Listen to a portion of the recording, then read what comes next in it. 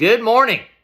For the first time in 3.5 years, the Bank of Canada has risen rates by 0.25%. So begins the rate hike cycle. The party is over. It was fun while it lasted.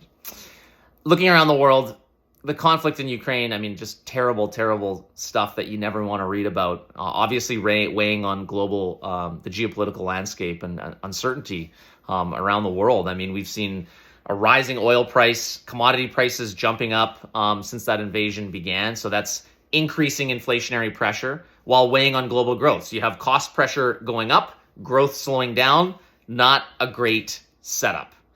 In decades past, when oil rose, the price of oil went up, it benefited Canada's currency. You'd see price of oil go up, capital investment increase, and that would improve our currency, increase our purchasing power, lower the cost of goods. We're not seeing that now due to environmental, societal, governmental pressures and a push towards green energy.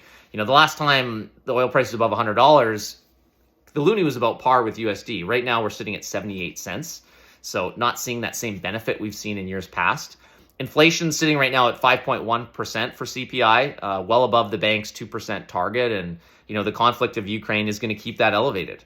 What impact will this have on interest rates? Well, interestingly enough, the 5-year Government of Canada bond yield, which is what the 5-year fixed rate is priced upon, has come down since the invasion started. If that stays around this level, I think we'll see fixed rates start to ease up if that doesn't change. Whereas the expectations for the Bank of Canada rate increases of 6 has come down to 5. So we have rate increasing expectations coming down. We'll see if that holds. If you're in a variable rate mortgage, a rate increase is never what you want to wake up and read about. But you have to remember, you're still saving a significant amount being in your variable rate versus had you gone fixed from day one, or if you were to lock into a fixed rate right now. Right now fixed rates are still above 3%. Some lenders are up close to 3.4%. Compare that to your variable rate. The rate increase today was not a surprise. We knew rates were going to start going up today.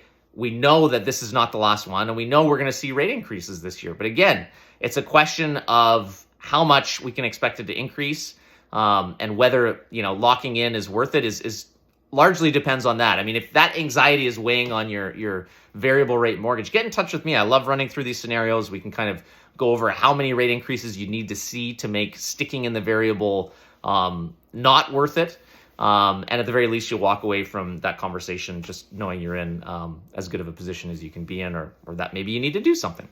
The last point I'll end on is if you or any friends or families have a mortgage that's coming up in the next 2 years, if it's you, we've probably already talked, get in touch with me. What we've been doing the last few months is contacting clients proactively, going over, okay, if your mortgage is coming up later this year, next year, rates are definitely going to be higher than today. How much higher would they have to be to make doing something now worth it? At the very least, again, you'll walk away from that conversation, knowing that you're in the best position you can be in, or that you should be doing something now. But I love running through these scenarios with clients, so certainly get in touch. That's it for me. Thanks for watching. Have a great day.